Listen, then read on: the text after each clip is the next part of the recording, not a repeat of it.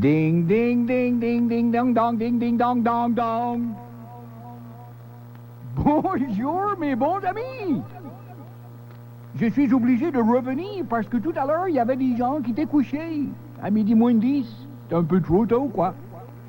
Alors, une fois encore, mes bons amis, ici, la voix officielle de votre bon gouvernement du Québec.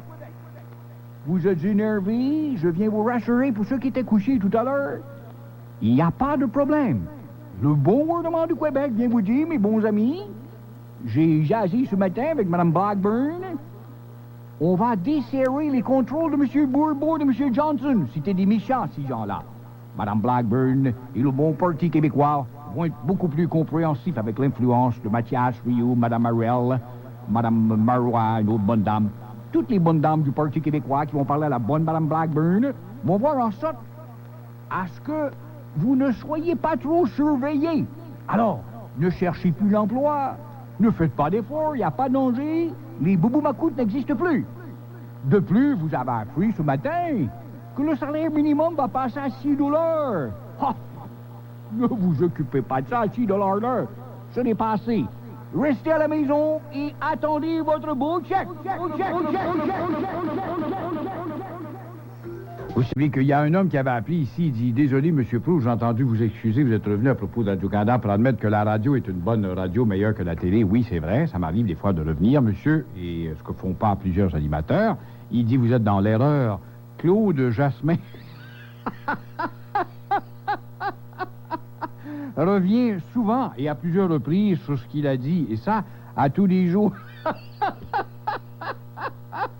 Mon Dieu, que vous êtes comique, monsieur! Claude Jasmin est-il un animateur ou un emmerdeur? Regardez, je vais vous faire une confidence. Claude Jasmin, justement, je passais au hasard, comme ça, devant son bureau, et je voyais une pile de cartes postales qu'il reçoit des auditeurs et des auditrices. Surtout des auditrices. Claude reçoit toutes sortes de belles cartes postales. Et sur ces cartes, on ne retrouve que des perroquets ou des singes. Ça a pris Claude, quel homme, quel artiste, de grand talent, cet écrivain. Toujours votre appel, oui, bonsoir. Bonsoir, docteur. Oui, bonsoir, docteur. Comment allez-vous, votre bon ami, le docteur Roland? Docteur Roland, oui. Bon, ben moi, là, je vous appelle aujourd'hui pour me plaindre un peu. Vous commencez... Je savais bien, docteur. Je n'étais pas pour appeler pour le vanter, mais pour vous plaindre, c'est normal. Tous les docteurs qui appellent se plaignent. On ne fait que ça, se plaindre dans ce monde, monsieur docteur. Alors, docteur, vous plaignez pourquoi? Vous avez mal où, vous, docteur? Ah non, là, c'est vous qui avez du mal, là. C'est pas moi, là. Ça va vous prendre un bon tonique, je pense, là. Oui, docteur. Là, qui vous nous en parlez plus? Madame de la Fougerolles. Ah, Madame la Fougerolles, oui, je l'ai oublié, celle-là, de la Fougerolles. Qu'est-ce qui se passe avec ça? On l'a peut-être mise à la porte, étant donné qu'il y a un programme de coupure qui s'en vient à Radio-Canada. Ah, probablement que c'est ça. Ça doit être ça, monsieur. Plus sérieusement, docteur, moi, je veux vous parler d'un de nos confrères, docteur, le docteur Thomas. Oui. Mon cher monsieur, c'est un vrai héros, ça? Oui. C'est incroyable. Qu'est-ce qu'attendent pour mettre le fameux monsieur Augustin Roy, le macho dehors, puis qu'il le mette à sa place, lui, comme en tête de la Corporation des médecins du Québec? Vous n'êtes pas très respectueux pour vos confrères docteurs. Quant à moi, Augustin Roy est un très bon homme et il reste dans mon esprit et souvenir un gars qui n'a pas eu peur de dire ce qu'il avait à dire.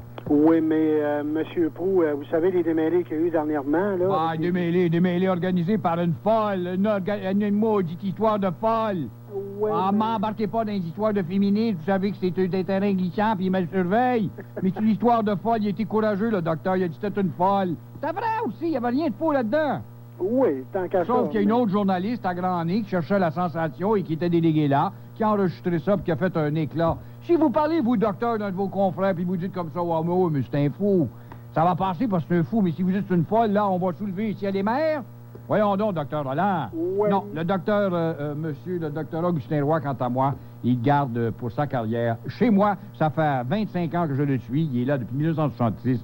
Un excellent souvenir d'un gars qui a été honnête, qui n'a pas eu peur de casser les vitres, et il s'est attiré les foudres, mais il a cru en son affaire. Il a très bien défendu ses membres. Qu'on mette le docteur Thomas, un docteur social, ou l'autre docteur qui a le goût des caméras, là, qui veut le remplacer à l'asile de Saint-Jean-de-Dieu, là, ici, que Jean-Louis Archafontaine, et qui aime les caméras et les micros, C'est le droit des docteurs qui veulent voter pour ce docteur-là pour décoller le docteur Augustin Roy.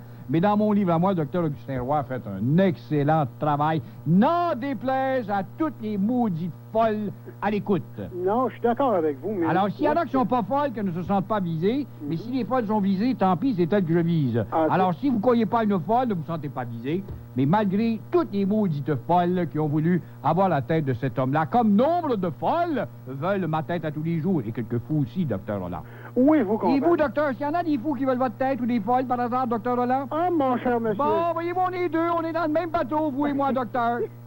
Non, mais tout ce que j'ai à lui reprocher, c'est qu'il aurait pu faire preuve d'un peu plus de professionnalisme dans la position qu'il se trouve. Il aurait pu... Bon, oui, on a le droit de délider ses confrères, ses consoeurs à un moment donné. Il savait-tu qu'il y aurait une crottée qui se faufilerait là avec une bobine puis dire « On t'a pogné sur le fait, docteur. » Ben oui, on est entre nous autres, je jase avec le docteur Noël ici des fois, et le docteur Kim Larouche, et le docteur Vincent ici qui m'entoure, puis je peux bien parler d'un tel, c'est un fou ou une folle. Ça ne veut rien dire, ça va pas plus loin que ça. Alors, nous vivons dans un monde de paranoïa, de surveillance, de délation, comme dans l'ancienne Russie ou Union soviétique, ma foi du bon Dieu. Oui, d'ailleurs, tout ce qu'il y a ici comme discours de déprime, c'est la campagne de la Fédération des œuvres qui va avoir de l'argent, ou encore United Appeal, ou encore je ne sais trop quoi, Centraide, ou encore SOS SIDA, SOS Secours, SOS Pauvreté. Ce n'est que ça que nous entendons, Dr. Roland, c'est épouvantable. Comment pouvons pas nous devenir fous, Dr. Roland, avec des affaires de même? Oui, monsieur, puis bon. Ben, d'un autre côté, vous m'avez convaincu, je pense que c'est ce que ça me prenait aujourd'hui. Bon, ben alors laissez faire le docteur Thomas, là, qui va pencher ses plats après avoir mangé un poing sa gueule dans le comté de Sainte-Anne. Ouais. Et le docteur Thomas va s'occuper des sidéens, de toute sa boutique et sa clinique et tout ce que vous voudrez,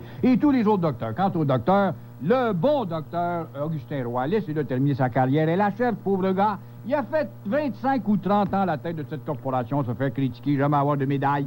Pourtant, il a fait beaucoup de choses aussi pour les médecins du Québec. Il les a protégés dans le débat. Quand vous ne vouliez pas que les étrangers s'emparent du système, il les a protégés. En les protégeant le traité de fasciste, de borné, des trois d'esprit. Alors, on ne s'en sort jamais, docteur Roland, quelles que soient les positions qu'on prenne. C'est pourquoi je continue ici. Parce que je sais fort bien que la critique n'atteint pas la hauteur de mon indifférence, bien que la hauteur soit pas très haute. Mais vous avez raison. Puis d'un autre côté, on a le droit à notre libre expression. Vous avez raison. Ça m'a fait plaisir, docteur, de vous avoir convaincu. Voyez-vous, nous avons fait élever le débat. Oui, monsieur. Bonne fin de journée, docteur. C'était le commentaire du docteur Roland.